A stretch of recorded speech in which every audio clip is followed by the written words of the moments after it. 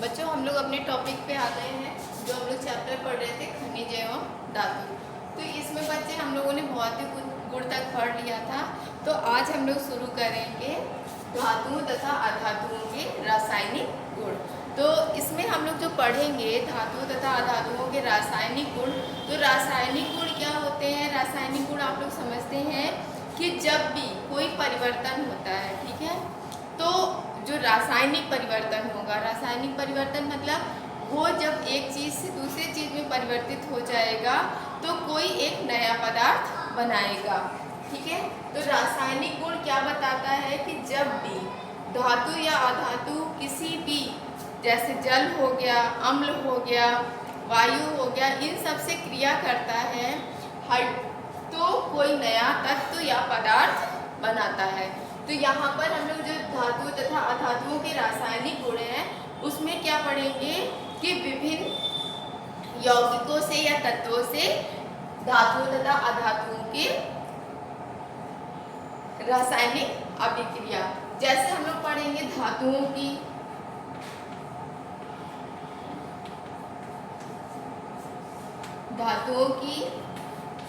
जल से अभिक्रिया, ठीक है। जल से अभिक्रिया होने पर क्या हो रहा है, ठीक है। दूसरा ऑक्सीजन से अभिक्रिया,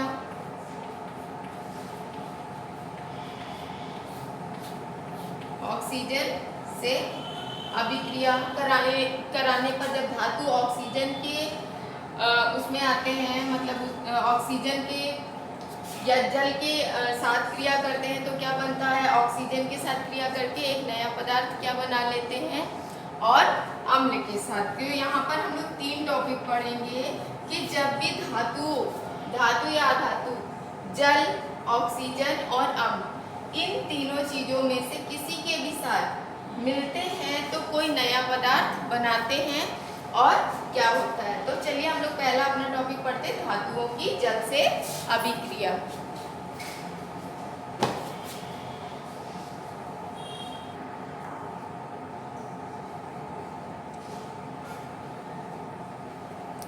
तो धातुओं और अधातुओं की जल से अभिक्रिया हम लोग देखते हैं। तो धातुओं में बच्चों ये बता दूं कि जब भी कोई भी धातु, सक्रिय धातु का मतलब, सक्रिय धातु हम कह सकते हैं मतलब जो तुरंत रिएक्शन कर सके, जैसे सोडियम है, सोडियम पे आप पानी छिड़केंगे तो उसमें तुरंत क्या लगेगी? आग लग जाएगी।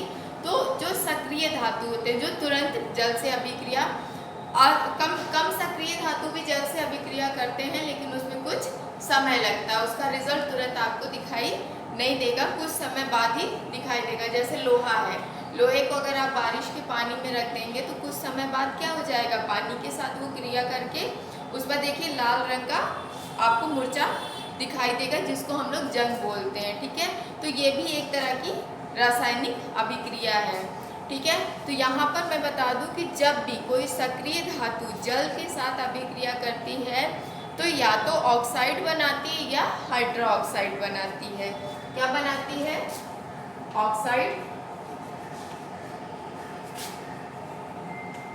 ऑक्साइड बनता है या तो हाइड्रा,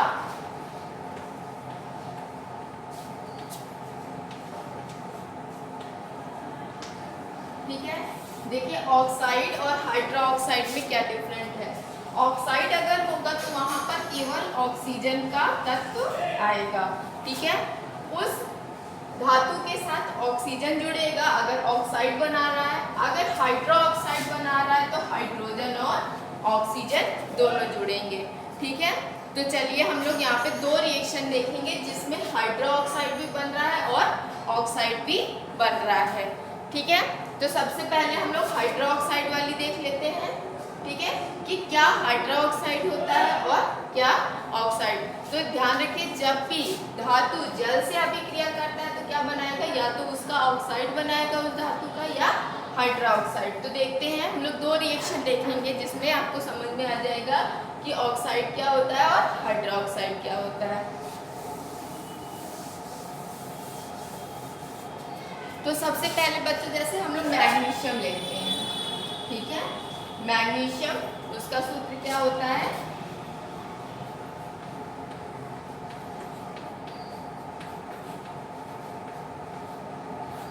ठीक है, ये मैग्नीशियम हो गया। मैग्नीशियम की हम लोग जल से अभिक्रिया जब करते हैं, जल क्या होता है H2O, ठीक है। मैग्नीशियम की जब हम लोग जल से अभिक्रिया करते हैं, लेकिन यहाँ पर जल कैसा होना चाहिए, गर्म जल, ठीक है, गर्म जल, ठीक है। जब भी हम करवाएंगे इसमें अभिक्रिया तो क्या होगा, यहाँ पर Mg मैग्नीशियम जो है ऑक्सीजन के साथ जुड़ जाएगा, इसको मैग्नीशियम ऑक्साइड बोलेंगे। क्या बोलेंगे, मैग्नीशियम ऑक्साइड।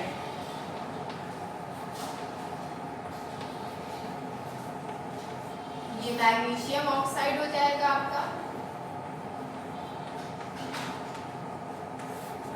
और क्या होगा, यहाँ पर देखिए मैग्नीशियम और ये ऑक्सीजन, बचा क्या H2, ठीक है।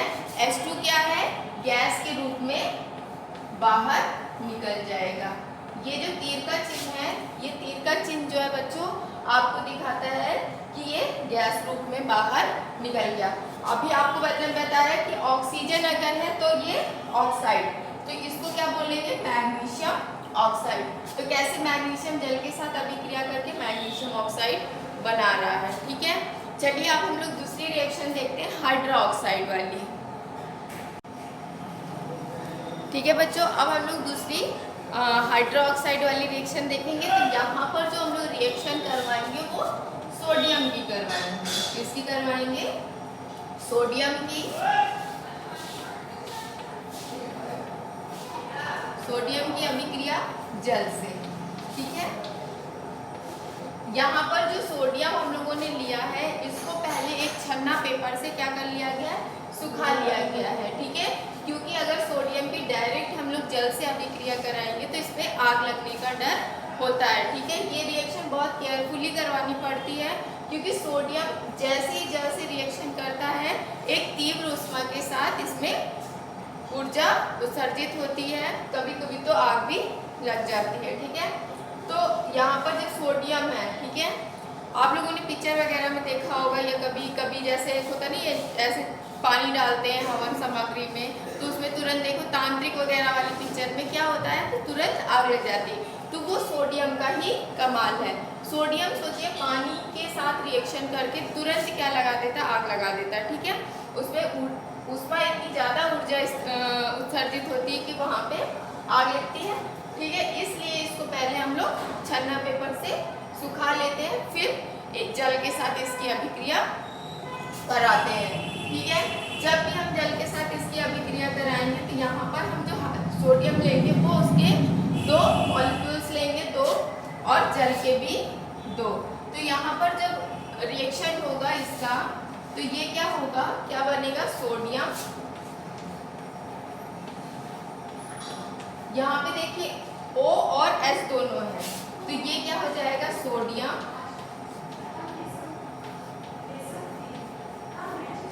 Sodium hydroxide.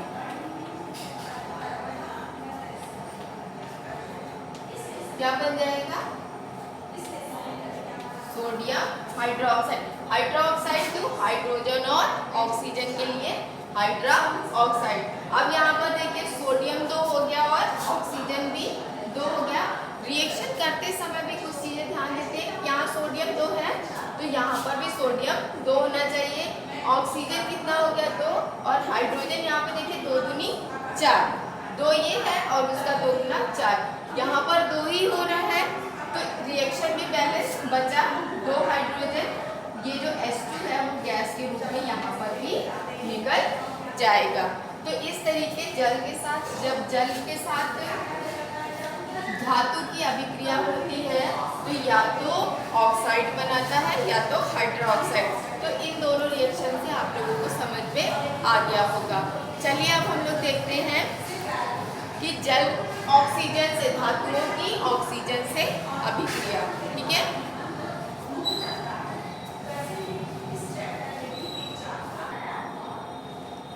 तो बच्चों हम लोग अपना तीसरा रिएक्शन देखते हैं कि धातु ऑक्सीजन से अभिक्रिया करके क्या बनाते हैं।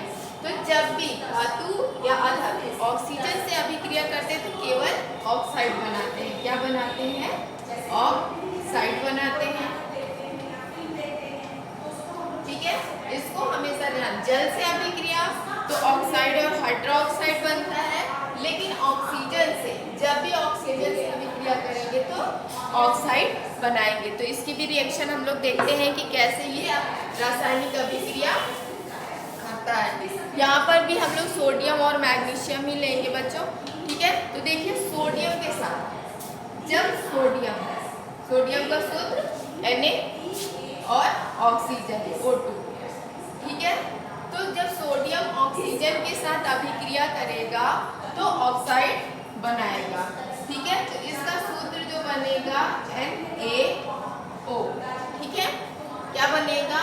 NaO, sodium oxide. ये क्या बनेगा? सोडियम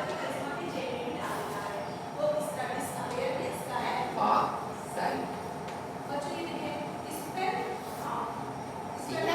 लेकिन अगर हम लोग वैज्ञानिक रूप में देखें तो यहाँ पर ये रिएक्शन क्या बच्चों अधूरी है। यहाँ पर देखिए 2 ऑक्सीजन है और यहाँ पर कितना ऑक्सीजन है, यहाँ पे सोडियम, यहाँ 2 ऑक्सीजन है और यहाँ पर 1 ऑक्सीजन है, ठीक है। तो इसको हमको क्या करना है, सॉरी ये सूत्र ऐसे नहीं होगा, सोडियम ऑक्साइड Na2O होता है, ठीक है।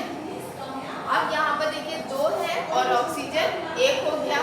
तो ऑक्सीजन को 2 करने के लिए अगर हम यहाँ 2 लिखते हैं, ठीक है, तो ऑक्सीजन तो 2 हो गया, लेकिन सोडियम कितना हो गया 4, ठीक है।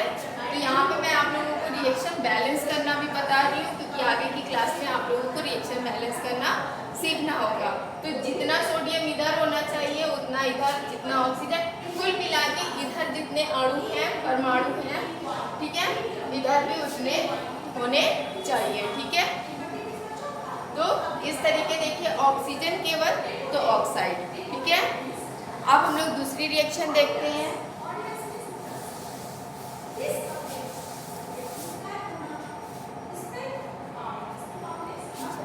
अगर हम लोग मैग्नीशियम के साथ इसकी रिएक्शन करवाते हैं, ठीक है, तो मैग्नीशियम क्या बनेगा? मैग्नीशियम ऑक्साइड, ठीक है, MgO, ठीक है। यहाँ पे 2, यहाँ पे 2, ये 2, ठीक है। मैग्नीशियम की ऑक्सीजन से अभिक्रिया करके मैग्नीशियम ऑक्साइड। तो इस प्रकार जब भी धातु और धातु ऑक्सीजन से अभिक्रिया करते हैं तो क्या बनाते हैं? मैग्नीशियम ऑक्साइड या ऑक्साइड के तत्व बनाते हैं। चलिए अब हम लोग अम्ल से अभिक्रिया देखते हैं।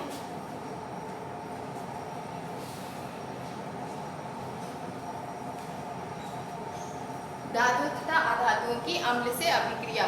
अम्ल से अभिक्रिया करने से पहले मैं बता दूं कि अम्ल होता क्या है। अम्ल जिस चीज़ों का स्वाद खट्टा होता है उसको हम लोग अम्ल में रखते हैं। जैसे नींबू का रस है, वो भी एक तरह का अम्ल है। बच्चों जो भी चीज़ें स्वाद में खट्टी हों तो आप ये सोच लीजिए कि उसमें अम्ल होगा, ठीक है। घर में आप लोगों के जैसे एसिड आता है जिसको हम लोग तेजाब बोलते हैं, वो भी एक सबसे ज़्यादा अम्लीय होता है। अम्लीय, ज़्यादा अम्लीय होना का मतलब क्या होता है? जिसमें पानी की मात्रा कम हो। अगर आप लोग घर में तेजाब वगैरह होगा, बेसिकली जो हार्पिक वगैरह आता है उसमें भी एसिड मिला होता है। अम्ल को हम लोग इंग्लिश में एसिड बोलते हैं, ठीक है। तो अम्ल जब भी धातु तथा अधातुओं से रिएक्शन करता है तो हार्पिक को अगर आप लोग फर्श पे डालेंगे तो क्या होता है? देखिए थोड़ी देर में बुलबुले के साथ एक गैस निकलने लगती है, ठीक है। तो इससे क्या होता है? कोई गैस निकल रही होगी तो वो गैस जो होती है वो हाइड्रोजन गैस होती है, ठीक है। तो जब भी धातु तथा अधातु को हम लोग अम्ल से अभिक्रिया कराते हैं तो क्या मुक्त होता है? लवण बनता है। क्या बनता है? लवण बनता है और हाइड्रोजन गैस बनती है।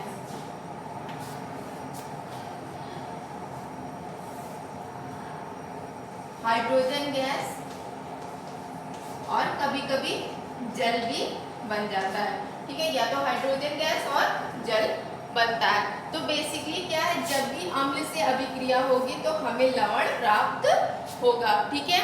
जैसे आप लोग लोहे पर थोड़ा सा तेजाब डालेंगे, ठीक है। तेजाब को हम लोग अपनी रासायनिक भाषा में क्या बोलते हैं? HCl, हाइड्रोक्लोरिक अम्ल, ठीक है।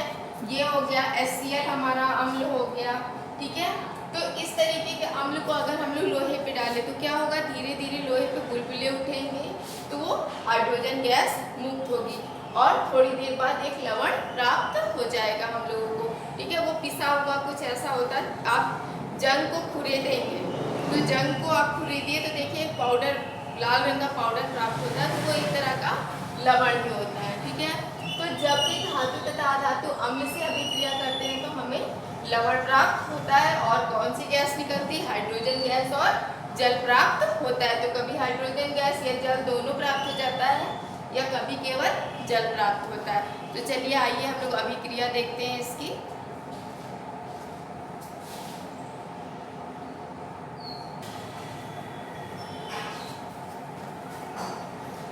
तो बच्चों यहाँ पर हम लोग जो रिएक्शन देखेंगे अम्ल की, तो जिंक की अभिक्रिया, किसकी अभिक्रिया, जिंक की, जिसका सूत्र Zn होता है। इसकी अभिक्रिया हम लोग हाइड्रोक्लोरिक अम्ल, हाइड्रोक्लोरिक अम्ल को क्या बोलते हैं, HCl, हाइड्रोक्लोरिक अम्ल बोलते हैं इसको। जब इसके साथ ये रिएक्शन करता है, ठीक है, तो कौन सा लवण बनाता है ये अभी आप लोगों को बताती हूँ। ठीक है, ये जब भी यहाँ, तो सबसे पहले हमने क्या बताया था, हाइड्रोजन गैस मुक्त होगी। ठीक है, और लवण क्या बनाएगा, जिंक और क्लोरीन का। तो सूत्र जो बनेगा ZnCl2। तो ये क्या है, एक लवण प्राप्त हो गया जिसको क्या बोलेंगे, जिंक और क्लोरीन है। तो जब भी जहाँ क्लोरीन जुड़ता है तो नाम क्या हो जाता है, क्लोराइड। ठीक है, तो इसको क्या बोलेंगे, जिंक क्लोराइड।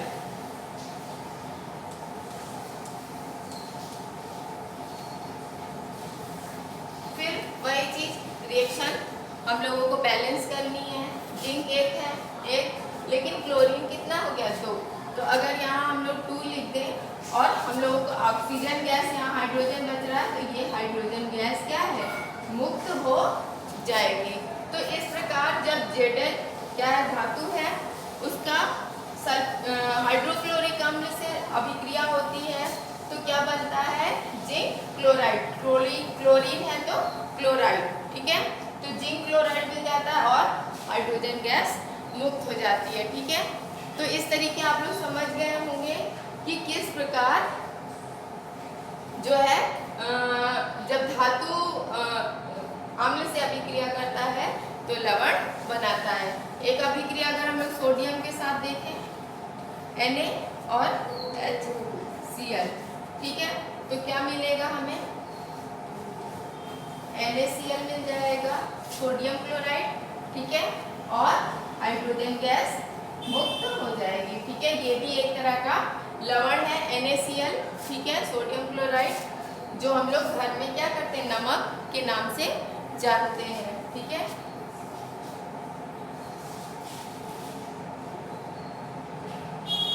ठीक, तो आप लोगों को समझ में आ गया कि जब भी अम्ल से अभिक्रिया करेगा तो लवण और हाइड्रोजन गैस मुक्त होगा। ठीक है, तो चलिए इसके आगे हम लोग बच्चों अब पढ़ते हैं धातु तथा अधातुओं में कुछ अंतर, कि धातु किस प्रकार अधातुओं से भिन्न है।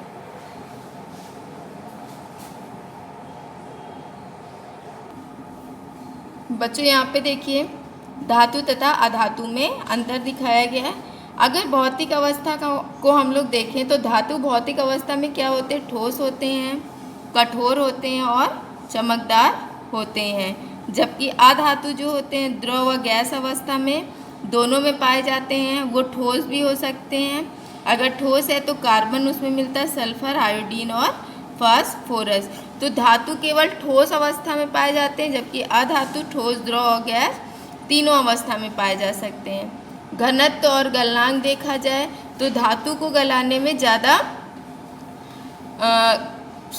ताप की आवश्यकता होती, इसलिए इसका गलनांक अधिक होता है। जबकि अधातु प्लास्टिक है, मोम है, ये सब कम ताप पर भी पिघलना शुरू कर देती। ऊष्मीय तथा विद्युत चालकता देखते हैं तो आप जो घर में जो तार होता है वो तांबा का होता है, या लोहे की एक छड़ अगर आप बिजली के प्लग में डालेंगे तो उसमें क्या है, करंट आएगा, लेकिन प्लास्टिक या लकड़ी की डालेंगे तो उसमें करंट नहीं आएगा। तो इस प्रकार ये सुचालक होता है और ये कुचालक होता है, आघातवर्धनीयता और तन्यता का गुण मैंने कल बताया था आप लोगों को। और जल से क्रिया करने का, जल से क्रिया करने पे ये समान ताप पे क्रिया करके केवल हाइड्रोजन गैस निकालते, जबकि ये समान ताप पे क्रिया नहीं करता। अगर आप प्लास्टिक को या लकड़ी को पानी में डालेंगे तो कोई भी अभिक्रिया नहीं होगी। आघातवर्धनीयता और तन्यता, जब धातुओं को हम लोग पीटते हैं या आघात करते हैं तो वो क्या है, बढ़ने लगता है, और खींचते हैं तो तार के रूप में परिवर्तित हो जाता है। जबकि प्लास्टिक है या चौक है या लकड़ी, अगर उस पर हम लोग चोट करेंगे तो वो टूटना शुरू हो जाएगा, जबकि बढ़ेगा नहीं। जैसे लोहे की चादर वगैरह इसी गुण के, आघातवर्धनीयता के कारण ही बनाया जाता है। ठीक है। अब बच्चों हम लोग अपने घरेलू और औद्योगिक में इसका क्या उपयोग है आप लोग समझ सकते हैं धातुओं का, कि हम लोग घर में भी बहुत सारे बर्तन हैं, औजार हैं, घर की खिड़की, दरवाजे, अधिकतर चीज़ें हम लोग धातुओं से ही बनाते हैं। इसी प्रकार औद्योगिक में मशीनरी है, बहुत सारी चीज़ें वहाँ पर बनाई जाती हैं। चलिए हम लोग अब धातुओं का संक्षारण पढ़ते हैं कि धातुओं का संक्षारण है क्या।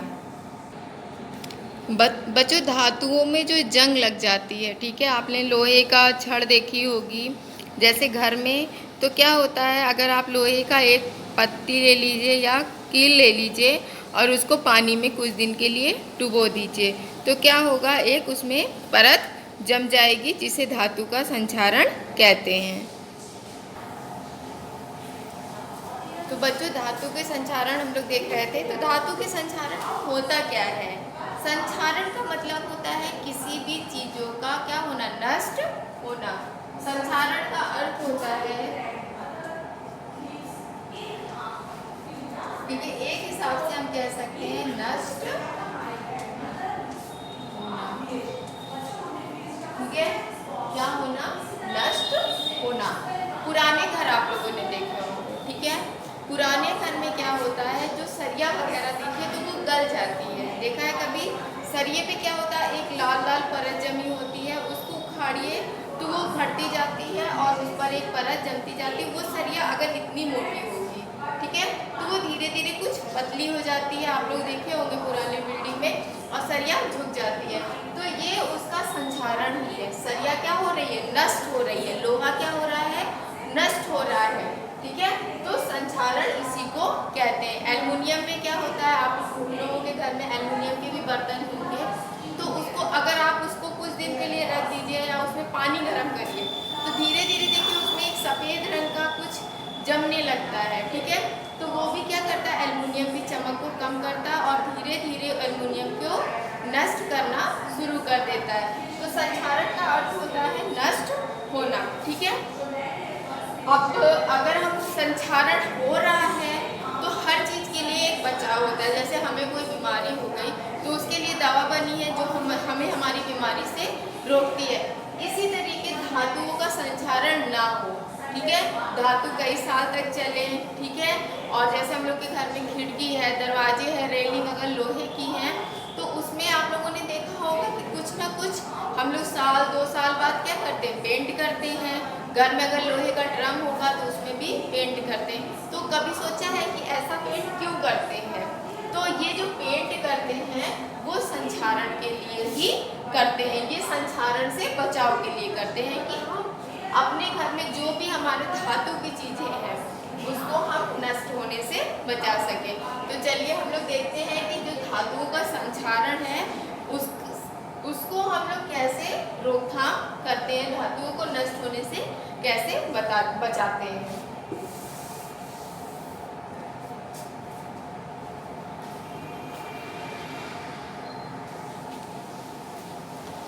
तो बच्चों धातुओं के संक्षारण से बचाने के लिए हम लोगों के पास कुछ विधियां हैं, जैसे पेंट चढ़ाकर, ग्रीस या तेल लगाकर, विद्युत लेपन, मिश्र धातु बनाकर और गैल्वेनीकरण।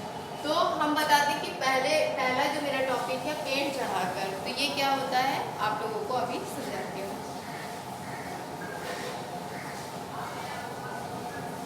क्या होता है बच्चों कि घर में आप लोग देखेंगे जो खिड़की होती है, लोहे की दरवाजे और रेलिंग होती है, ठीक है, तो उस पर हम लोग क्या करते हैं, एक पेंट लगाते हैं घर में। ठीक है। तो पेंट चढ़ा देने से क्या हो जाता है, जो लोहा होता है वो बाहरी बचाव से क्या हो जाता है, रुक जाता है। जैसे अगर हम अपनी उंगली में एक पन्नी लपेट लें तो क्या अगर हम पन्नी लपेट लेंगे तो इसमें हवा नहीं जाएगी। हवा नहीं जाएगी तो क्या होगा बच्चों, इसमें क्या है, ऑक्सीजन की अभिक्रिया इससे रुक जाएगी। इसी तरीके पेंट करने से ऑक्सीजन की अभिक्रिया रुक जाती है। दूसरा क्या है, ग्रीस या तेल लगाकर, जैसे कैंची है या दरवाजे का जो कब्जा होता है जहाँ पर हम लोगों का पेंट नहीं लगा सकते, वहाँ पर क्या होता है, हम लोग ग्रीस या तेल का प्रयोग करते हैं। विद्युत लेपन क्या होता है, घर में जैसे आप लोगों की अलमारी होती है, ठीक है, तो वहाँ पर स्प्रे करके क्रोमियम और निकेल का लेपन चढ़ाया जाता है। दूसरा क्या है, मिश्र धातु बनाकर, क्या होता है, धातु को हम लोग क्या होता है दूसरी धातु मिला देते हैं जिससे उसका संचारण रुक जाता है। कुछ ऐसी धातु मिलाते हैं जो क्या है वायुमंडल से या बाहरी हवा से अभिक्रिया, जल से अभिक्रिया ना करता हो, ठीक है, ऐसा धातु मिलाते हैं जिससे मिश्र धातु कहते हैं। अगला क्या है, गैल्वेनीकरण। गैल्वेनीकरण क्या होता है, किसी भी धातु पर या बर्तन पर, किसी भी चीज पर, वस्तु पर दूसरे धातु की परत चढ़ा देना। तो इसमें पिघला हुआ जैसे जस्ता ले लीजिए, उसमें हम पूरे बर्तन को डिप कर दिए तो उस पर एक लेप चढ़ गया, तो ये जो हो गया संचारण का एक बचाव हो गया। गैल्वेनीकरण क्या होता है ये भी आप लोगों को समझ में आ गया होगा।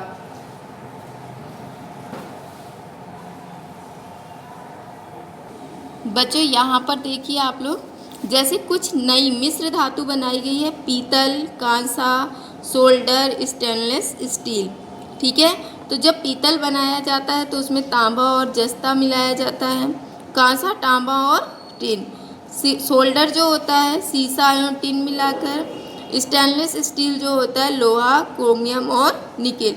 सोल्डर आप लोग जानते होंगे, सोल्डर जो होता है जब हम लोग किसी घर में जो इलेक्ट्रॉनिक्स डिवाइस होती है वहाँ पर तार को जोड़ने के लिए, जिसको हम लोग अपनी नॉर्मल भाषा में कैया बोलते हैं, ठीक है।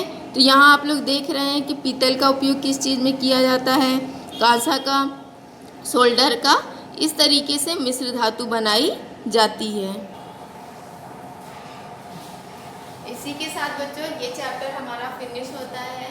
तो अपेक्षा है कि आप लोगों को ये चैप्टर समझ में आया होगा। थैंक यू बच्चों।